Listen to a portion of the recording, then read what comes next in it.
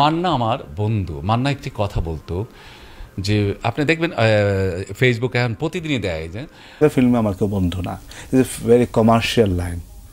এখানে বন্ধুত্বের কোনো মূল্য নাই। ফিল্মে কোনো বন্ধু হয় না, ফিল্মে কোনো আত্মীয় স্বজন হয় না, ফিল্মে কোনো মানুষ কেউ কারোর জন্য থাকে না। পৃথিবীর কোনো জগৎ যদি থাকে, চলচ্চিত্র জগৎ, এর মতো স্বার্থপর জগৎ পৃথিবীর কোনো জায়গায় নাই।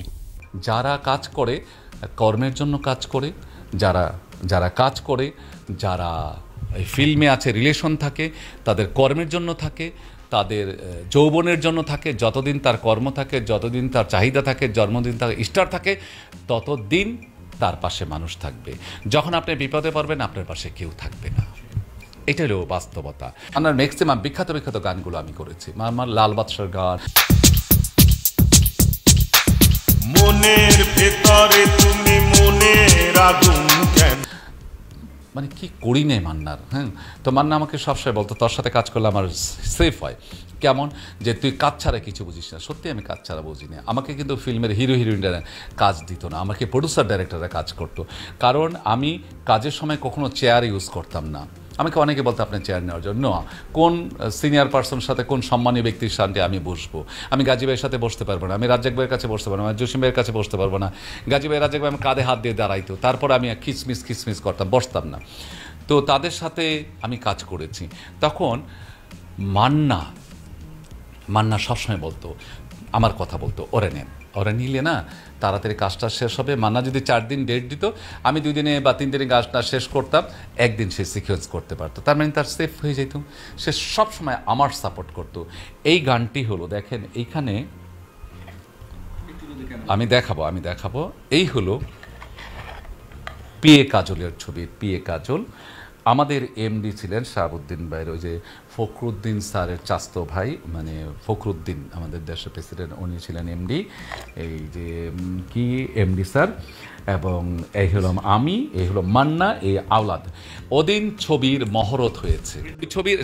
এই ছবির লাস্ট ডে এই ছবিটার লাস্ট ডে একটি গান করব বাবা এবং মেয়ে। আমরা চলে গেছি গুলশান পার্কে শুটিং করতে। মান্না ঢুকবে 12টার সময়। তো বাচ্চার যা ক্লোজ আপ আছে, বড় লোকের মেয়ে, ছোট লোকের ছেলে, ছবি না, নিপুণ আর্টিস্ট, নিপুণ এবং মান্না। তো কাজ করতেছি, কিন্তু 4টা বাজে গেছে, মান্না আসে না। আমাকে মান্না 4:30টায় গিয়ে গাড়ি থেকে নেমে, মান্না কত সিনসিয়ার ছিল, মান্না ছিল ফিল্ম। মান্নাকে দেখে ফিল্মের অনেকে শেখা উচিত। মান্না, জসিম ভাই ছিল ফিল্মের লোক, যেখানে যেত সেখানে ফিল্মকে নিয়ে ভাবত। ফিল্ম ছাড়া কোনো কথা ছিল না, ফিল্ম রিলেটিভ হইতে হবে, মান্না এবং জসিম ভাই। তো সেই মান্না 4:30 আমাকে গিয়ে বলে, দেখেন আমার পশম সব দাঁড়িয়ে, ক্লোজে ধরলে আপনি দেখতে পারবেন আমার পশম সব দাঁড়িয়ে গেছে। মান্না 4:30টার সময় আমাকে গিয়ে বলে, সব পশম দাঁড়িয়ে গেছে। মান্না আমার 4:30টায় গিয়ে বলে, বন্ধু তুমি তাড়াতাড়ি, আমি বসি, তুমি তাড়াতাড়ি মেয়েটাকে চতুর্দিক দিয়ে ঘুরাইয়া কিছু শট নাও, কারণ তুমি টেকনিকে শট নেবে, আমি জানি তুমি কিভাবে টেকনিক নাও, তোমার ছাড়া এরকম শট হবে না। জাস্ট মান্নার চেয়ারে বসলো, আমি মেয়েটাকে দৌড়াই নিয়ে আসলাম। বাবা ক্লোজে চুমা দিচ্ছে, এই দিচ্ছে, ছেড়ে দিচ্ছে, ঘুরি সব করে আধা ঘন্টার মধ্যে আমি 40টা শট নিচ্ছি, আধা ঘন্টার মধ্যে। মান্না 5টায় চলে গেল। কি মান্নার পেইন, হার্টের আগে সমস্যা ছিল, আগেই বলতো। তখন বলে যে আমার হার্ট অনেক পেইন করতেছি, আমি পারছি না, এতক্ষণ অপেক্ষা করছি। তারপরে দেখা গেল যে আজকাল লাস্ট শুটিং, যদি আমি এখানে শট না দিই তাইলে গানটা, গল্পটা অপূর্ণতা রয়ে যাবে। সে মান্না চলে আসছে ব্যথা নিয়ে চলে গেল। তারপরে তো বাসায় ছিল, তারপর বাবির সাথে কি কথা হলো না হলো আমি জানি না। তারপরে রাত্রেবেলা তো বাসায় ছিল, কিন্তু ভোর 5টায় নাকি শুনেছি তার ড্রাইভারের কাছে, লোকের কাছে, নিজে গাড়ি চালাইয়া ইউনাইটেড হসপিটালে গেল। তারপরে তো শুনলাম যে মারা গেল। তো মৃত্যুই। সেই মান্না ছিল প্রকৃত বন্ধু, আমার কাজের বন্ধু।